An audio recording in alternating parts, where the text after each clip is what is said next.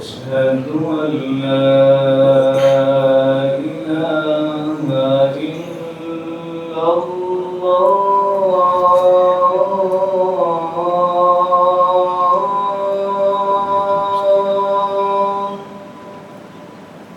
أشهد أن لا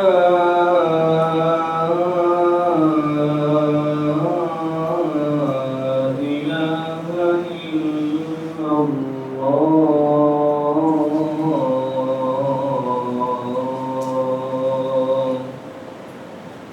أشهد أن محمدًا رسول الله.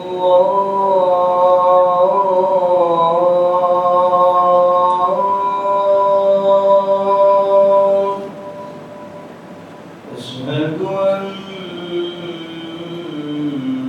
محمدًا رسول الله.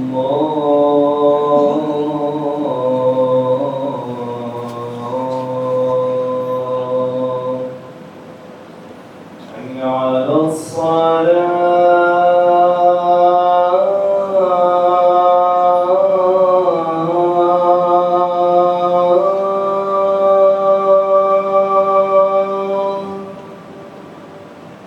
حي على الصلاة.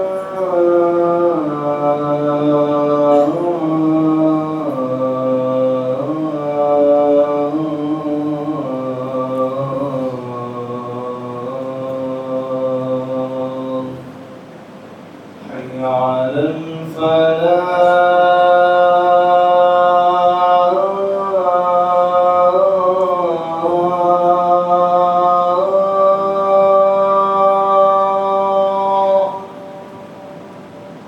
حي على الفلاح.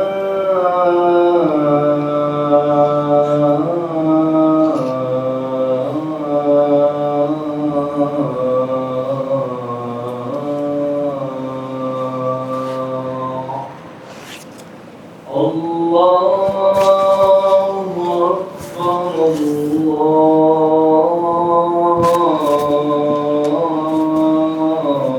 الله أكبر. لا إله إلا الله.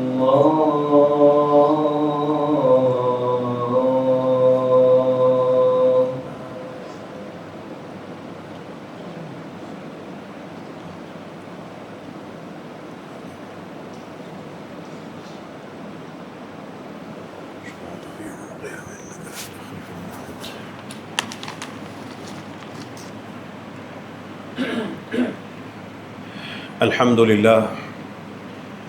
لله نحمده ونستعينه ونستغفره ونؤمن به ونتوكل عليه ونعوذ بالله من شرور أنفسنا ومن سيئات أعمالنا. من يهده الله فلا مضل له ومن يضلل فلا هادي له.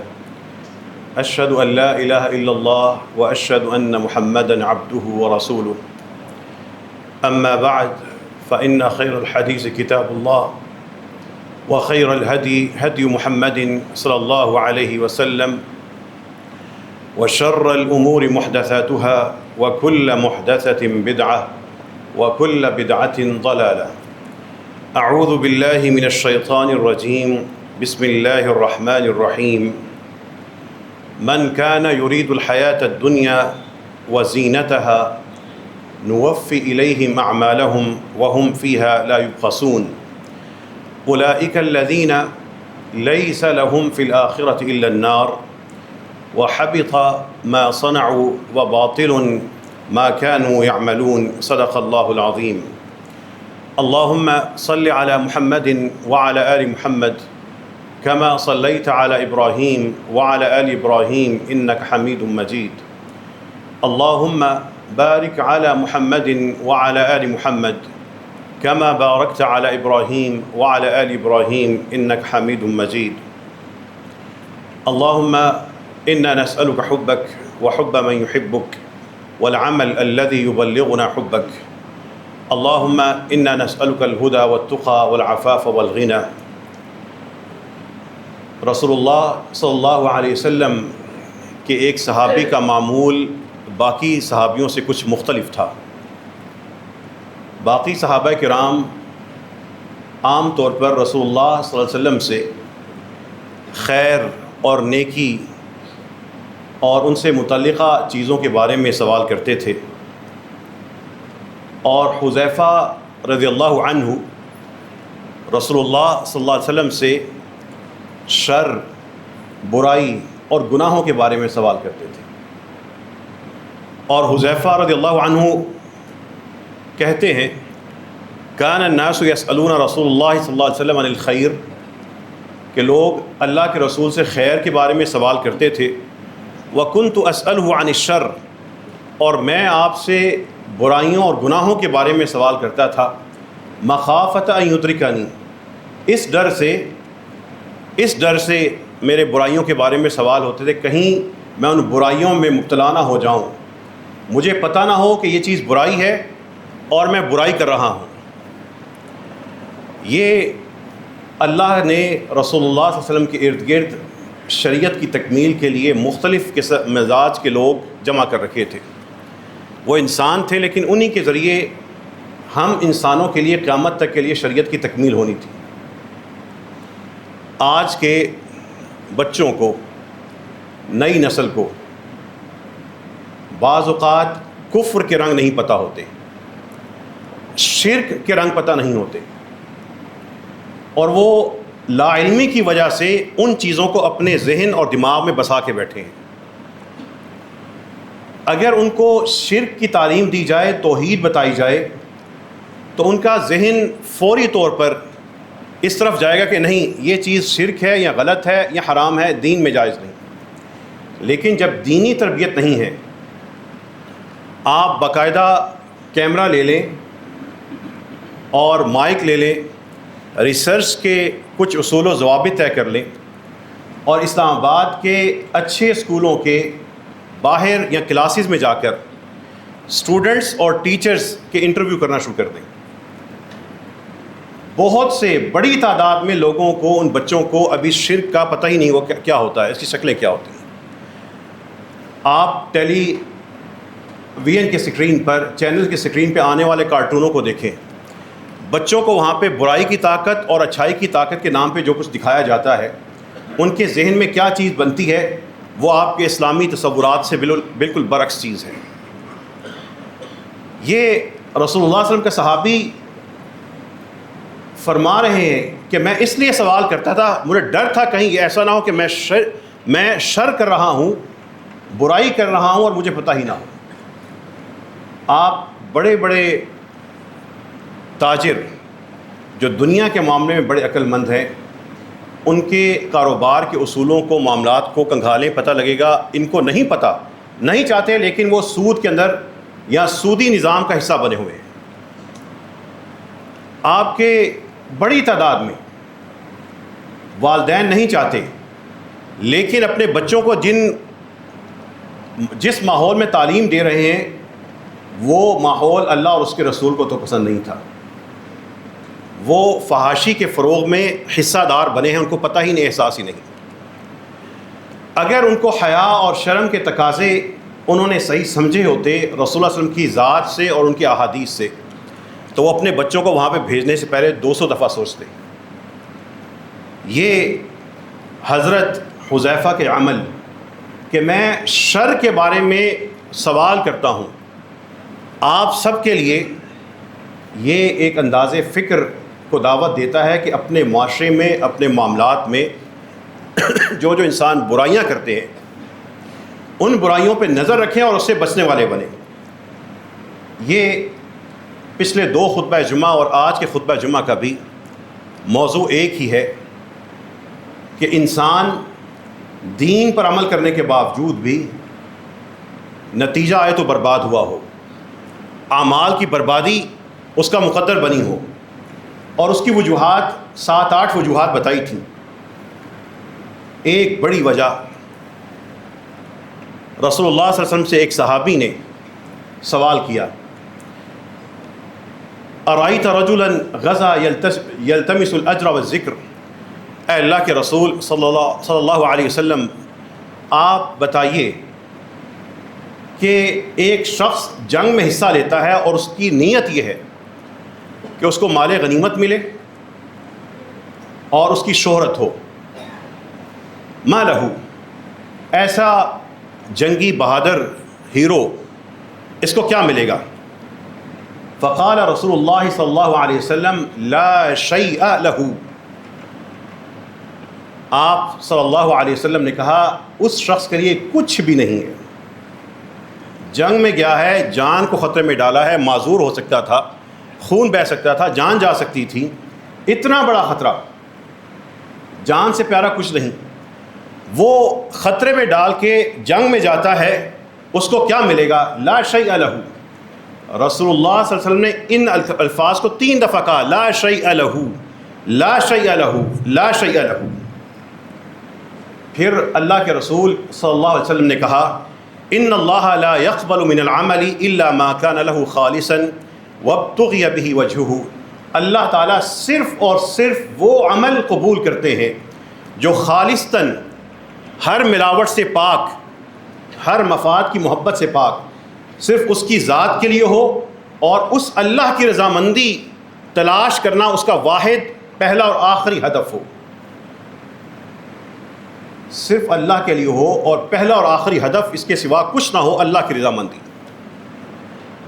دینداروں کی بات ہو رہی ہے جو عمل کرتے ہیں، اگر ان کے عمل میں کہیں ملاوٹ ان کی نیت میں، ان کی سوچ میں، ان کی پلاننگ میں آ گئی، لوگ کہیں گے بڑا اچھا ہے، لوگ کہیں گے بڑے نیک کام کرتا ہے، لوگ یہ کہیں گے وہ گیا۔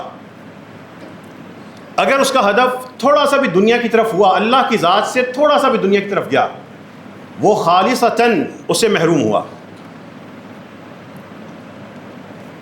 اور ہم صدقہ کرتے ہیں اللہ کی نیت پر نہیں، لوگوں کو دکھلاوے کے لیے۔ ہم قربانی کے جانور اچھے سے اچھا لیتے ہیں کہیں لوگ ناراض نہ ہو جائیں، لوگ باتیں نہ بنائیں۔ ہم مسجدیں تعمیر کرتے ہیں اپنے فرقوں کی محبت میں، اور احترام دیتے ہیں علماء کو بھی اللہ کے لیے نہیں، ہاں ہمارے فرقے کا ہے تو شاندار ہے اور ٹھیک ہے۔ ہماری نیتوں میں یہ ڈاکہ ہے۔ ہم مسجدیں بنانے کے بعد اس کے اوپر کوئی ایک نشان ضرور لگاتے ہیں، اگر اللہ کے لیے بنائی تھی تو یہ فرقے کے نام کیوں لکھا ہے؟ ہم جنازوں میں شرکت کرتے ہیں اس لیے کہ رشتہ دار ناراض نہ ہو جائیں۔ اگر رشتہ دار کی ناراضگی کا ڈر نہ ہوتا تو ہم نہ جاتے۔ یہ رویے آہستہ آہستہ دھیمے انداز سے ہمارے اندر ہوتے ہیں، لیکن عمل کرنے والوں کو اپنا آپ خود سب سے بڑا حساب کر کے ٹھیک کرنا ہوگا۔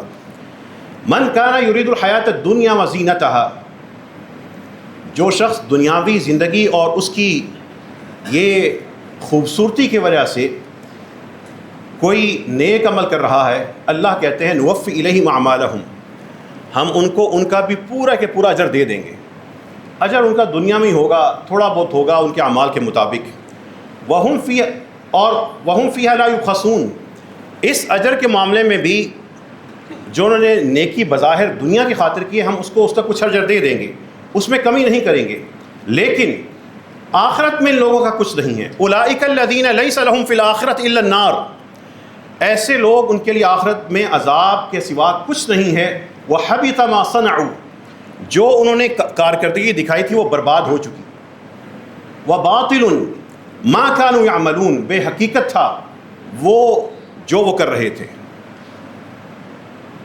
وہ انکم ٹیکس چھپانے کے لیے کسی چیریٹی فاؤنڈیشن کو بنا کے کام گول کر رہے تھے، ہسپتال بنا کے بیٹھے تھے، نیک کام کر رہے تھے، نیت ان کی تھی ٹیکس مل کے چھپا دیں۔ وہ اللہ والے کام نہیں تھے، بہت بڑے بڑے ادارے تھے، لیکن ٹیکس چھپانے کے لیے، گول مول کرنے کے لیے سارا منظر تھا۔ وہ اپنی تنظیموں کو پروموٹ کرنے کے لیے کہ ہم اتنے طاقتور ہو جائیں کہ ہم سارے معاشرے کو کنٹرول کرنا شروع کر دیں، وہ نادانستہ طور پہ اللہ اور للہیت کو چھوڑ کر اس طرف چلے گئے تھے۔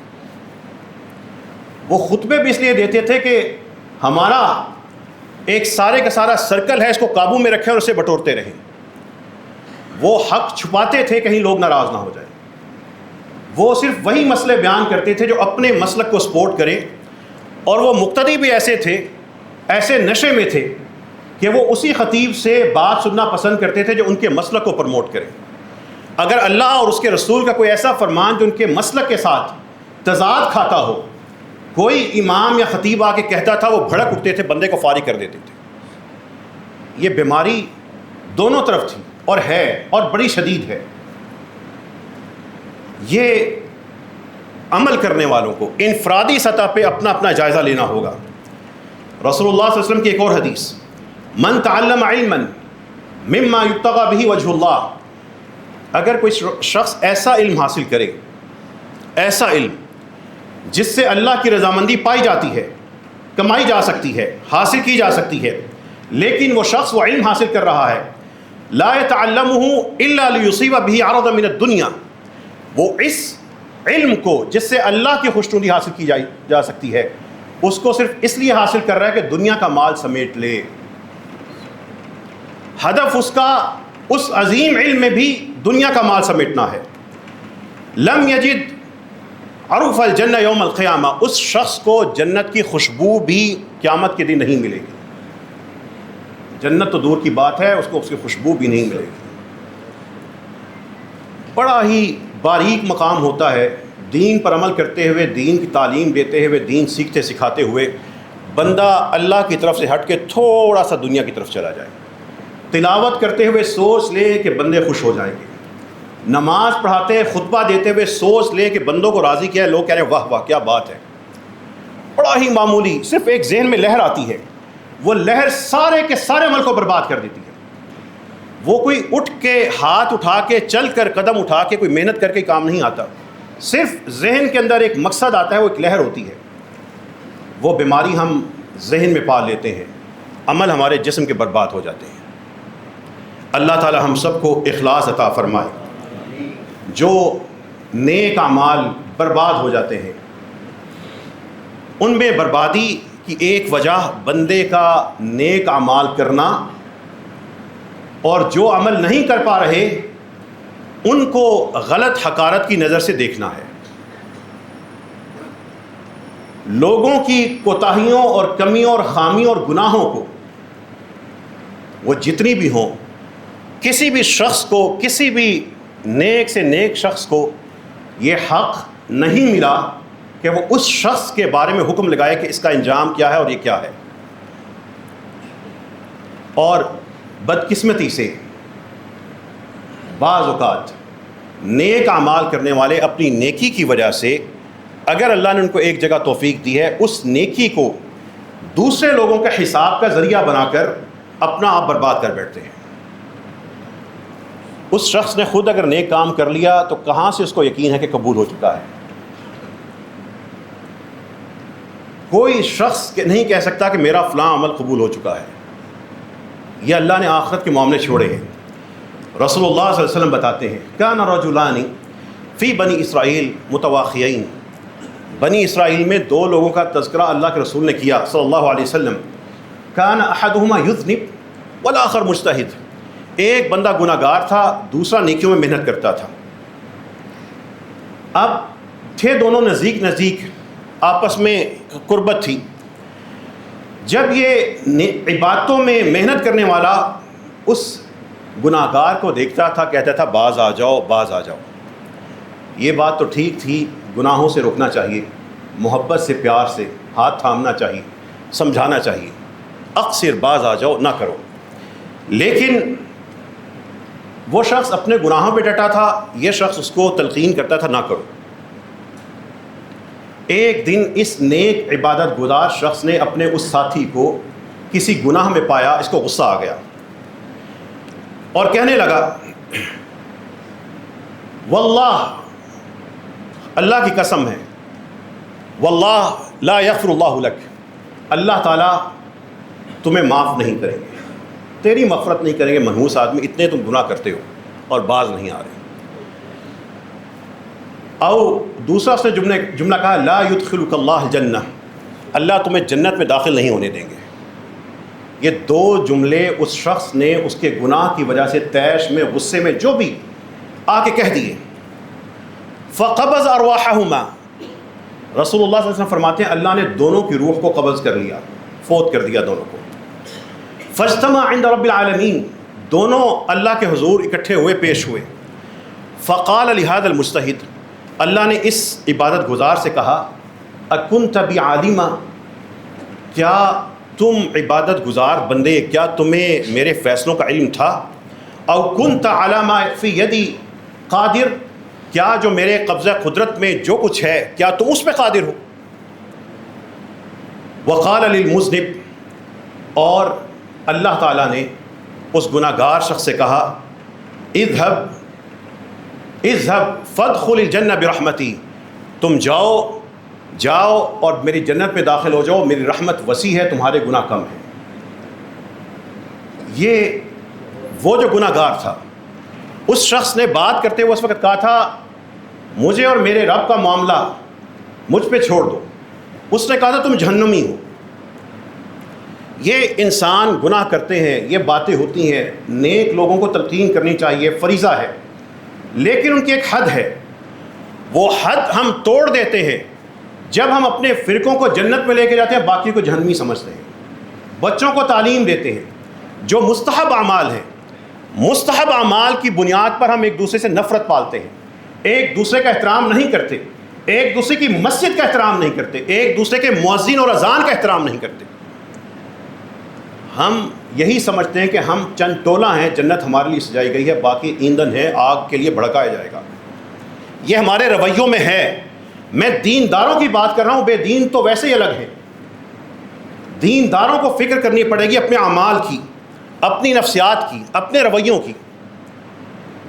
یہ حدیث جب رسول اللہ صلی اللہ علیہ وسلم نے بیان کی اور حضرت ابو ہریرہ نے سنی، انہوں نے تبصرہ کیا والذی نفسی بیدہ لتکلم بکلمۃ اوبقت دنیاہ وآخرتہ.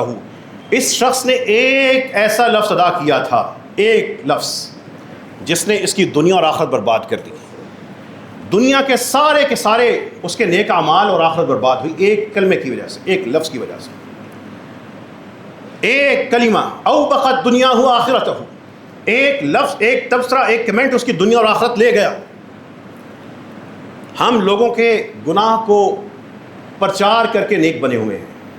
ہم لوگوں کے گناہ نکال کے بتاتے ہیں کہ دیکھو فلاں گناہ گار ہے، یہ دلیل ہے کہ میں نیک ہوں. ہمارا رویہ سیاسی، سماجی، فرقہ وارانہ، دینی، مذہبی طور پہ یہ ہے.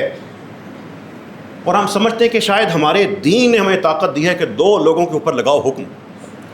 کسی شخص کا مزاج ہوتا ہے وہ نماز پڑھنے میں شاندار ہوتا ہے، کسی شخص کا مزاج ہوتا ہے وہ اللہ کی راہ میں خرچ کرنے میں شاندار ہوتا ہے. کوئی رشتہ داروں کے ساتھ اچھے سلوک کی وجہ سے اس کی یہ نیکی اس پہ سب معاملات پہ غالب ہوتی ہے. کوئی خاموشی سے اللہ کی رضا کما لیتا ہے. کوئی تبلیغ کر کے لوگوں کو دین کی طرف لا کے وہ اپنی جنت پکی کرتا ہے. اس کا ایک بات یا ایک رنگ، اس کی باقی نیکیاں ہلکی ہوتی ہیں، ایک اس کی زیادہ ہوتی ہے. ہم ایک شخص کو ہمیں نہیں پتہ ہوتا اس کی ساری نیکیاں کون سی ہیں، اس میں سے کون سی نیکی میں اس کا مزاج اور طبیعت ہے جس کو وہ زیادہ کرتا ہے. ہم ہو سکتا ہے ایک شخص کے بارے میں سمجھیں کہ زیادہ نفل نہیں پڑتا، لیکن وہ بے حساب خرچ کرتا ہو. اور ویسے ہمیں اس کے نفلوں کا حساب کرنے کی ضرورت کیا ہے؟ ہمیں حق کس نے دیا؟ ہم کسی شخص کے بارے میں ہو سکتا ہے کہ سوچیں کہ یہ شخص گفتگو نہیں کرتا، ملتا جلتا نہیں. ہمیں کیا پتہ اس کے نفسیاتی مسئلے کیا ہیں، وہ گھر میں کس پریشانی میں ہے، اس کی بیماری کیا ہے. ہم لوگوں کے بارے میں کیوں حکم لگانے پہ تلے ہوئے ہیں؟ رسول اللہ صلی اللہ علیہ وسلم کی اس حدیث نے ایک لفظ، آپ کا ایک کمنٹ، آپ کا ایک تبصرہ، آپ کی ایک شیئرنگ، ایک پوسٹ برباد کر سکتی ہے. کیا کریں گے پھر؟ اور ہمیں تو آزادی ملی، ہاتھوں میں یہ ہوتے ہیں، صبح شام نہ جانے کتنی پوسٹیں کرتے ہیں، لائک کرتے ہیں، خام خواہ اپنے گواہ بنتے ہیں. عبادات نہیں، معاملات کو سمجھیے. دین صرف عبادات کا نام نہیں. رسول اللہ صلی اللہ علیہ وسلم کے اس حدیث اور قرآن کی آیات کی روشنی میں ایک اور وجہ اعمال کی بربادی کی کیا ہے؟ سنیے. ایک آیت نازل ہوئی. جب نازل ہوئی تو ایک صحابی موجود تھے، حضرت ثابت، خطیب تھے، انصار کے بڑے زبردست خطیب تھے. اور خطیب حضرات کی عام طور پر اس دور میں بھی اور اس دور میں بھی ان کی ایک فطرت ہوتی ہے کہ یہ اپنی آواز بلند کرنے پہ قادر ہوتے ہیں، بولتے ہیں، الفاظ ان کے قیدی ہوتے ہیں، جملے ان کے خادم ہوتے ہیں، آوازیں ان کے سامنے خود ہی بلند ہو جاتی ہیں۔ رسول اللہ صلی اللہ علیہ وسلم کے صحابی ہیں، ایک آیت نازل ہوئی، یا ایھا الذین آمنوا لا ترفعوا اصواتکم فوق صوت النبی۔ اس آیت کا مفہوم مسجد رحمت العالمین میں بیٹھے اور سننے والے دور سے جو سننے والے ہیں، اس آیت کو اس طرح سمجھیے گا کہ آپ رسول اللہ صلی اللہ علیہ وسلم کی مجلس میں کہیں موجود ہوتے تو آپ کا حال کیا ہوتا۔ آیت نازل ہوئی، لا ترفعوا اصواتکم فوق صوت النبی، اپنی آواز کو رسول اللہ صلی اللہ علیہ وسلم کی آواز سے بلند مت کرنا۔ لا ترفعوا اصواتکم فوق صوت النبی، قرآن ادب رسول سکھا رہا ہے۔ لا ترفعوا اصواتکم فوق صوت النبی ولا تجہروا له بالقول كجہر بعضکم بعضا، ان کے سامنے جس طرح تم بلند آواز سے آپس میں گفتگو کرتے ہو آواز نہ نکالنا۔ ان تحبط اعمالکم، ایسا نہ ہو کہ تمہارے سارے اعمال اس وجہ سے برباد ہو جائیں۔ وانتم لا تشعرون، تمہارے اعمال برباد ہو رہے ہیں اور تمہیں پتہ ہی نہ ہو تو کیا غلطی کر بیٹھے ہو۔ ثابت نے رضی اللہ عنہ نے حدیث سنی، کہنے لگے انا من اہل النار، میں تو دوزخی ہو گیا۔ انا من اہل النار، میں دوزخ والوں میں سے ہو گیا۔ ثابت گھر گئے، اپنے گھر میں جا کر اپنے آپ کو گھر میں بند کر لیا۔ قرآن کہہ رہا ہے، میں تو خطیب تھا، میری عادت ہی اونچی آواز میں بات کرنے کی ہے، میں تو مارا گیا، میرے گئے سارے اعمال۔ انا من اہل النار، میں دوزخی ہوں۔ واحتبس عن النبی صلی اللہ علیہ وسلم، اپنے آپ کو گھر میں جا کے بند کر لیا۔ کچھ وقت گزرا، رسول اللہ صلی اللہ علیہ وسلم کو وہ ثابت نظر نہیں آ رہے، تو نبی کریم صلی اللہ علیہ وسلم نے سعد بن معاذ سے پوچھا، ما شأن ثابت اشتکا، یہ ثابت کہاں ہے، کیا بیمار ہے، آج کل نظر نہیں آ رہا۔ حضرت معاذ نے رسول اللہ صلی اللہ علیہ وسلم نے کو یہ والی بات بتائی کہ بیمار تو نہیں ہے۔ رسول اللہ صلی اللہ علیہ وسلم نے ان کو بلایا، ثابت آؤ، وہ آئے، پوچھا ماجرا کیا ہے، کہنے لگے انزلت هذه الآیہ وَلَقَدْ عَلِمْتُمْ، یہ آیت آئی تھی، آپ سب جانتے ہیں کہ میں آپ سب میں سے میری آواز بلند ہے، اس لیے مجھے تو پتہ لگ گیا کہ میں تو دوزخی ہو گیا، میری آواز تو پتہ نہیں کتنی دفعہ آپ کی آواز سے بلند تھی۔ رسول اللہ صلی اللہ علیہ وسلم نے بلایا، کہا بل ہوا من اہل الجنہ، یہ شخص جنت والوں میں سے ہے، یہ جنت والوں میں سے ہے۔ انکا، ثابت کو کہا انکا لست من اہل النار، تم دوزخی نہیں ہو، ولیکن من اہل الجنہ، تم جنت والوں میں سے ہو۔ اب وہ حدیث کے راوی کہتے ہیں جب ہم ان کو دیکھتے تھے کہتے تھے ہمارے درمیان جنتی جا رہا ہے۔ رسول اللہ صلی اللہ علیہ وسلم کی آواز، آپ دنیا سے چلے گئے، فوت ہو گئے، آپ صلی اللہ علیہ وسلم کی آواز ختم نہیں ہوئی، وہ آواز رسول اللہ صلی اللہ علیہ وسلم کے احکامات ہیں، ان کی بتائی ہوئی باتیں ہیں، ان کے وہ اعمال ہیں، یہ کر لو، وہ یہ نہ کرو۔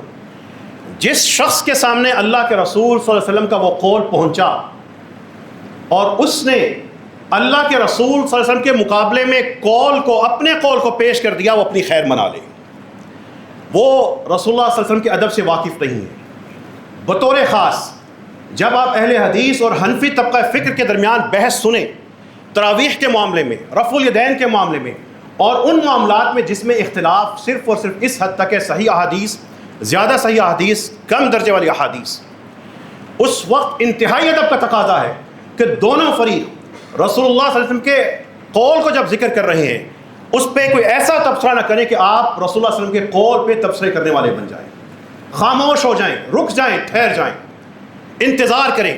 اگر ایک وقت ہے، مسلمانوں کی احادیث کی کتابیں ایک دفعہ چھین لی گئی تھیں، پھر مخطوطے موجود ہیں، ہو سکتا ہے کہ ان پہ جب ریسرچ ہوگی اور ان کے درمیان قربتیں آئیں گی، جو ضعیف احادیث ہے وہ بہتر ثابت ہو جائیں۔ حدیث اگر ضعیف بھی ہو اس کا بھی احترام کریں، اس لیے کہ اس کی نسبت اللہ کے رسول کی طرف ہے، تحقیق قیامت تک جاری رہے گی۔ اس وقت اپنے فرقے کی بنیاد پہ یہ نہ کہیں نہیں یہ حدیث تو یہ کہتی ہے لیکن ہمارا فرقہ یہ کہتا ہے، اور لوگ یہ کرتے ہیں۔ لوگ یہ کرتے ہیں کہ اللہ کے رسول کی حدیث یہ ہے، لیکن ہمارے فرقے کے علماء یہ کہتے ہیں۔ ایسا ہے، 90% معاملات میں ہے، آپ کیا کریں گے؟ اور رسول اللہ صلی اللہ علیہ وسلم کی جہاں پہ مجلس تھی، دوسری بیماری اپنے سیاسی غلاظت کو، اپنی فرقہ وارانہ غلاظت کو، اپنے ملکوں کے آپس میں تصادم کو، رسول اللہ صلی اللہ علیہ وسلم کے حرمین شریفان میں جا کے اپنی آوازیں بلند نہ کریں۔ جہاں پہ رسول اللہ صلی اللہ علیہ وسلم آرام کر رہے ہیں وہاں پہ نعرہ نہ لگائیں، وہاں پر کوئی اپنی سیاسی غلاظت نہ دکھائیں۔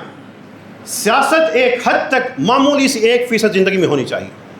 یہ عبادات میں، مسجدوں میں، حرمین میں جب جا کر نعرے لگائیں گے، یہ ساری کی ساری اسی آیت کے تحت آتی ہے، لا ترفعوا اصواتکم فوق صوت النبی۔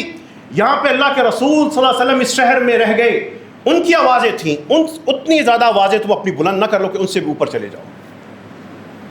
یہ ادب ہے۔ رسول اللہ صلی اللہ علیہ وسلم کے بارے میں جب گفتگو کر رہے ہوں، الفاظ کا چناؤ بڑا سوچ سمجھ کے کریں، اپنی آواز کو دھیما کر لیں، اپنے الفاظ کو سوچ لیں۔ کسی شخص نے اشارت کی، ایک صحابی سے پوچھا جو نبی کریم صلی اللہ علیہ وسلم سے عمر میں بڑے تھے، کہنے لگا آپ بڑے ہیں یا رسول اللہ بڑے ہیں؟ اب عمر میں وہ بڑے تھے، اس شخص شیطان نے یہ سوچا جب یہ کہیں گے میں بڑا ہوں تو خود بخود رسول اللہ صلی اللہ علیہ وسلم کے بارے میں جو بات ذہن میں آئے گی وہ دوسری ہے۔ وہ صحابی کو مقام مرتبہ پتہ تھا، انہوں نے جواب دیا میں عمر میں زیادہ ہوں اور رسول اللہ صلی اللہ علیہ وسلم مجھ سے بڑے ہیں، تمہارے الفاظ کے تیر کو تمہارے ہی طرف، تمہارے ہی زہروں سے تمہارے اندر اتار دیں۔ کسی نے پوچھا حضرت عائشہ سے، ابو بکر دنیا سے چلے گئے، عمر دنیا سے چلے گئے، کچھ لوگ پھر بھی ان کے بارے میں فضول گفتگو کرتے ہیں، برا بھلا کہتے ہیں، تبصروں سے باز نہیں آتے۔ آپ اماں نے ہمیں بتایا تھا رضی اللہ عنہا، اللہ کو بڑے دونوں پیارے تھے، اللہ چاہتا تھا یہ دنیا سے چلے گئے، ان کا نامہ اعمال بند نہ ہو، لوگ ان کی برائیاں کرتے رہے، ان کے درجات بلند ہوتے رہے۔ جب صحابہ کے بارے میں، امہات المومنین کے بارے میں، رسول اللہ صلی اللہ علیہ وسلم کی ذات کے بارے میں، آپ کی ذات سے منسوب کسی شخص، کسی دیوار، کسی ذرے کے برابر بھی اس کے بارے میں کوئی شخص گفتگو کرے اور اس میں ادب کا تقاضا چھوڑ دے، اس شخص کو ٹوک دیں، اپنی زبان بند کر دیں۔ آپ پہ ہمت ہونی چاہیے، یہ گونگے نہ رہیں۔ جب رسول اللہ صلی اللہ علیہ وسلم کی ذات ہے، ان کی بیویاں ہیں جو ہماری مائیں ہیں قرآن کے فیصلے سے، ان کے صحابی ہیں، تابعی ہیں، ان کا حساب کوئی کرنے لگے اس کو روک دیں، اس کو جن سے اللہ کے رسول راضی گئے میں ان کا حساب کیوں کروں؟ جن کی آنکھیں رسول اللہ علیہ وسلم کے چہرے کو دیکھتی تھی، میں آج ان آنکھوں کے بارے میں لوگوں کے ذہن میں شکوہ اور شک کیوں پیدا کروں؟ کیا میں حساب کرنے والا ہوں؟ کیا اللہ نے آپ کو، پاکستان کے لوگوں کو اور یہاں کے مفکرین کو یہ حق دیا تھا یہ آئیں گے اور صحابہ میں سے بتائیں گے کہ یہ اس درجے کا تھا، اس درجے کا تھا؟ گونگے کیوں ہو؟ صحابہ کے بارے میں، اپنی ماؤں کے بارے میں، رسول اللہ صلی اللہ علیہ وسلم کی ذات کے بارے میں یہ دیندار لوگوں کی بات ہو رہی ہے۔ ان تحبط اعمالکم، ایسا نہ ہو کہ اللہ کے قول کے مقابلے میں تمہارا قول اوپر آ جائے اور تمہارے اعمال برباد ہو جائے، تمہیں پتہ ہی نہ ہو۔ اگر اللہ کے رسول صلی اللہ علیہ وسلم کے بارے میں پتہ لگے نا آپ نے وہ عمل کیا تھا، آپ کو نہیں پتہ بچپن سے، کسی شخص کو دیکھ لیں اور وہ کہے کہ میں نے پڑھا ہے، خاموش ہو جائیں جا کے ریسرچ کریں۔ ہمارے فرقوں، علماء، لوگوں، طبقوں، اداروں میں سے کوئی ایسا ادارہ، مولوی فرقہ نہیں ہے جس نے سارے کے سارے دین کو اپنے اندر سمیٹا ہوا ہے۔ یہاں کے بر صغیر کے لوگ کچھ چیزوں پہ بہت اچھا عمل کرتے ہیں جو احادیث میں ہے۔ آپ یمن میں جائیں گے کچھ چیزیں وہاں پہ ملیں گی، کچھ چیزیں شام میں ملیں گی، کچھ چیزیں سعودیہ میں ملیں گی۔ ہم وہاں پہ جائیں گے سوچیں گے یہ کیا ہے، اس لیے کہ ہم بر صغیر کے ماحول کے عادی ہیں، اس میں دین کم ہے اور اپنا مسلک ذرا زیادہ زور لگاتے ہیں۔ آپ جس طرح اپنے دین کو وسعت سے پڑھیں گے آپ کو پتہ لگے گا کہ رسول اللہ صلی اللہ علیہ وسلم کی وسعتیں، ان کے اعمال کی وسعتیں ایک ایک میں کئی چیزیں ہیں۔ ہم لا علم نہیں ہوتے، ہم نفرت پال لیتے ہیں۔ اللہ سے دعا کیجیے اللہ ہم سب کو اخلاص عطا فرما دے، ہم سب کے اعمال کو قبول فرما لے۔ اے اللہ جو اعمال ہمارے اعمال کو برباد کر دیں گے اللہ ان سے بچا لے۔ اے اللہ اپنی رحمت سے ہمارے ناقص نکمے اعمال کو قبول فرما۔ اے اللہ ہر نیکی کی توفیق عطا فرما، ہر گناہ سے، ہر برائی سے بچا لے۔ اے اللہ ہم سب کو اپنا بنا لے، اپنے مقربین اور محبوبین میں شامل فرما دے۔ وآخر دعوانا الحمد للہ رب العالمین۔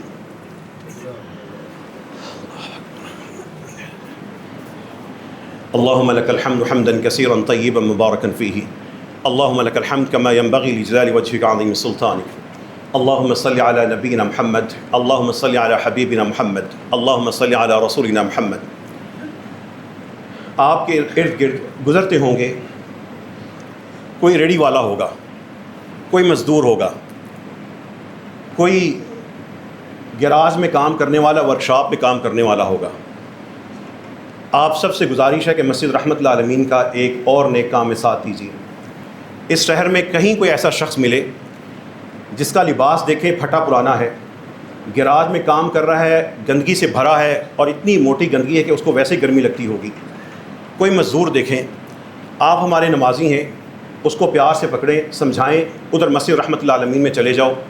وہ مزدور، وہ مجبور یہاں پہ آ جائے، اپنے لیے، اپنے بچوں کے لیے، اپنی بیوی کے لیے، اپنی بہنوں بھائیوں کے لیے سوٹ آ کے ہم سے لے لیں. آپ نے اس شخص کو صرف مسجد رحمت العالمین کا بتا دینا ہے. اسے بتا دیں 11 سے لے کے شام 4 بجے تک وہ آئے گا، اسے ہم محبت سے بٹھائیں گے، اس کا فارم فل ہوگا، ہماری لسٹ میں آئے گا. یہ اللہ کی توفیق سے ہر مزدور کے لیے پیشہ جن کا ایسا ہے جس میں کپڑے خراب ہو جاتے ہیں. آپ نے کبھی محسوس کیا مزدوروں کے بڑے پتلے پتلے کپڑے ہوتے ہیں، ان کا جسم ان کے اندر سے نظر آ رہا تھا، گھسے کپڑے ہوتے ہیں. وہ ایک سوٹ کا مطلب ہوتا ہے 2000 روپے بھی اپنی ایک دن کی دہاڑی کو قربان کریں، ان کے نہیں ایسے حالات ہوتے. گیراج میں کام کرنے والوں کی کالک بتاتی ہے کہ ان کے ساری موٹی موٹی تہیں جمی ہیں. ان بچوں کو، ان مزدوروں کو بھیجیں، ریڑھی والے کو بھیجیں، انتہائی مستحق کو بھیجیں. رحمت العالمین میں آنے والوں رحمت بن جاؤ. آپ ان کو پہنانا شروع کر دیں، اللہ آپ کی نسلوں کو پہنا دے گا انشاءاللہ تعالی. اسی طرح آپ کے ارد گرد بہت سے مدارس ہیں، دینی مدارس ہیں. کوئی حفظ کر رہا ہے، کوئی درس نظامی پڑھا رہا ہے. ہو سکتا ہے آپ نے اس پہ نشان لگایا ہو ہمارے فرقے کا، دوسرے فرقے کا، تیسرے فرقے کا. آپ سے گزارش ہے اس مدرسے کے اندر جائیں. جو بھی یتیم بچہ ہے، یتیم بیٹی ہے، اس کے محتمم مولانا استاد سے کہیں آپ ہمارے ہیں، دین کا کام کر رہے ہیں، جتنے یتیم بچے ہیں ان کے لیے مسجد رحمت العالمین آ جائیں. یہاں سے آ کے ان کو ان سلے نئے سوٹ ملیں گے، فینسی سوٹ ملیں گے. سردیوں کا سامان ہمارے پاس کافی زیادہ جمع ہے، آنے والی سردیوں کے لیے ان کو 4 6 چیزیں ملیں گی. یہ کام آپ نے کرنا ہے صرف ایک ڈسپلن کے تحت. 11 سے لے کے 4 بجے تک آئیں. 3 قراء موجود ہوں گے، ہم خود ان کو ان کے سائز کے مطابق چیزیں دیں گے. یہ تقسیم کا عمل جاری ہے. اس ہفتے میں اللہ کی توفیق سے 21 مدارس کے 2000 سے زیادہ بچوں یا ان کے اساتذہ کو سوٹ دیے جا چکے ہیں. یہ ان کے علاوہ ہے جو یتیم بیوہ ہمارے ساتھ رجسٹرڈ ہیں، ان کے بچوں کو ہم دے رہے ہیں. 1000 بیواؤں کے 6000 بچوں کو ہم نے عید تک انشاءاللہ سوٹ دینے ہیں. یہ خیر کا عمل اللہ کی توفیق سے جاری ہے. کیسے جاری ہے میرا رب جانتا ہے. اسی منبر سے، اسی یہاں سے اعلان ہوتا ہے، اللہ تعالیٰ اس سلسلے کو جاری کر دیتا ہے. یہ کل 2 تاریخ ہے. اس مسجد میں معذور بچوں کا دن ہے. مائیں آئیں گی، بچے اکڑے ہوئے ہوں گے، آنکھیں نہیں ہیں، ایک آنکھ ختم ہے، دوسری اب آنکھ ضائع ہونے والی ہے. آئے گے بچے، ڈرپ لگے ہوں گے، ان کو نہ جانے کن کن حالات میں آئیں گے. وہ 2 تاریخ ہمارا معذوروں کا دن ہوتا ہے. 3 ڈاکٹر جس میں نیورو سرجن بھی شامل ہیں اور ڈاکٹر شامل ہیں، بیٹھتے ہیں، ان کا چیک اپ کرتے ہیں، ان کو فوڈ سپلیمنٹس دیتے ہیں. جس نے اپنی زکوٰۃ تقسیم کرنی ہے کل 2 بجے آ جائے. 7 تاریخ ہمارے ہاں یتیموں اور بیواؤں کا دن ہے، ان کو جو ماہانہ راشن تقسیم ہوتا ہے. جس نے اپنی زکوٰۃ تقسیم کرنی ہے آ جائے، اپنے ہاتھوں سے دے. 7 تاریخ کو وہ سارے جو بچے آئیں گے، بیوائیں آئیں گی، ان کے اعزاز میں پھر ایسی پارٹی سجے گی جس طرح اپنے کسی VIP مہمان کے لیے ہوتے ہیں.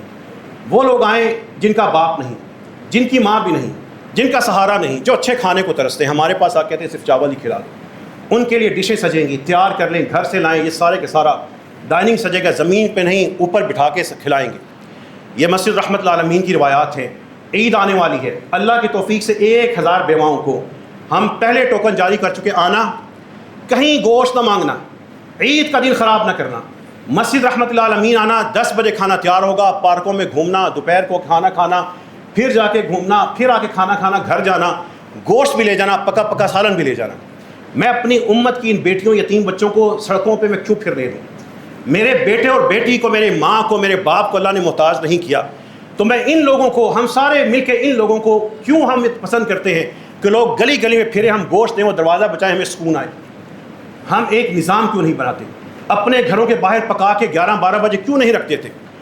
یہ قربانی دسترخوان لگے گا. آپ سب سے گزارش ہے ان نیکیوں کے کام کے سفیر بن جائیں. ان کو اتنا وسیع کر دیں، اتنا وسیع کر دیں کہ لوگ ہاتھ میں گوشت لے کے پھرے کہ گوشت لے لو، مستحق بندہ کہے مجھے تو پکا پکایا مل رہا ہے، آ کے یہاں پہ رکھ جاؤ۔ لوگوں کو عزت دینا شروع کر دیں، اللہ تعالیٰ آپ کو قیامت کے دن عزت دے دے گا، اللہ آپ کو دنیا میں عزت دے دے گا، صرف سجدوں سے نہیں، صرف اپنے عبادات سے نہیں، اپنے وجود کو فنا کر کے بھی نیکیاں کرتے جائیں۔ اللہ سے دعا کریں اللہ ہمیں ہر نیکی کے توفیق عطا فرما۔ اللہم انا نسألک باسمائک الحسنى وصفاتک العلی والصلاة والسلام علی النبی الحبیب المصطفیٰ۔ اللہم ربنا آتنا فی الدنیا حسنہ، اے اللہ ہمیں دنیا کے ہر معاملے میں شاندار عطا فرما، نیکیاں بھی شاندار عطا فرما، اعمال بھی شاندار عطا فرما، رزق بھی شاندار عطا فرما، اولادیں اور رشتے بھی شاندار بنا دے۔ اے اللہ ہمیں ہر چیز دنیا کے معاملہ میں شاندار عطا فرما۔ وفی الآخرۃ حسنہ، آخرت میں بھی اے اللہ شاندار عطا فرما دینا، شاندار نتیجہ عطا فرما دینا، درجات اچھے عطا فرما دینا، رسول اللہ صلی اللہ علیہ وسلم کی شفاعت نصیب فرما دینا۔ اے اللہ صالحین کے ساتھ اٹھا لینا، اے اللہ ہم صالح تو نہیں ہیں لیکن اے اللہ صالحین کے ساتھ ہمیں اٹھا لینا۔ اے اللہ ہمارے ہر گناہ کو معاف فرما دے، اے اللہ ہمارے ہر گناہ کو معاف فرما دے، اے اللہ ہمارے ہر گناہ کو، ہر بدی کو معاف فرما دے، اور جو کر رہے ہیں اللہ اسے بچا لے۔ اے رب کریم ہم سب کے ہر مریض کو شفا عطا فرما، ہر بیمار کو شفا عطا فرما دے، ہر میت کو معاف فرما دے۔ اے رب کریم جو اس سال دنیا سے جا رہے ہیں بطور خاص ہے اللہ ان کو ہر گناہ سے پاک فرما دے۔ اے اللہ جن کے مقدر میں کوئی حادثہ ہے، بیماری ہے، کینسر ہے، ٹیومر ہے، معذوری ہے، بربادی ہے، ڈوبنا ہے، رب کریم دب کے مرنا ہے، اللہ اپنی رحمت سے ٹال دے۔ اے اللہ ہم سب کو بچا لے، ہم سب کو نیک اعمال کی توفیق عطا فرما، ہمارے ناقص اعمال کو قبول فرما لے۔ رب کریم ہم سب کو دائیں ہاتھ والے بنا دے۔ رب اغفر ورحم انت خیر الراحمین، اے اللہ جو فوت ہو چکے ہیں قبروں میں جا سوئے ہیں اللہ ان کو بھی معاف فرما دے۔ اے اللہ پاکستان کی حفاظت فرما، ایران کی حفاظت فرما، دبئی، قطر، سعودی عرب، ہر مسلمان ملک، ہر مسلمان فرد کی حفاظت فرما۔ اے اللہ فوج پاکستان کو اور حکام پاکستان کو صحیح فیصلے کرنے کی توفیق عطا فرما۔ رب کریم جو تیرے سے مخلص ہیں ان کی مدد فرما دے۔ اے رب کریم پاکستان اور افغانستان کے درمیان اس اختلاف کو ختم فرما دے، دونوں اطراف کو اللہ ضد ختم کر کے آپس میں بھائی بھائی بنا دے۔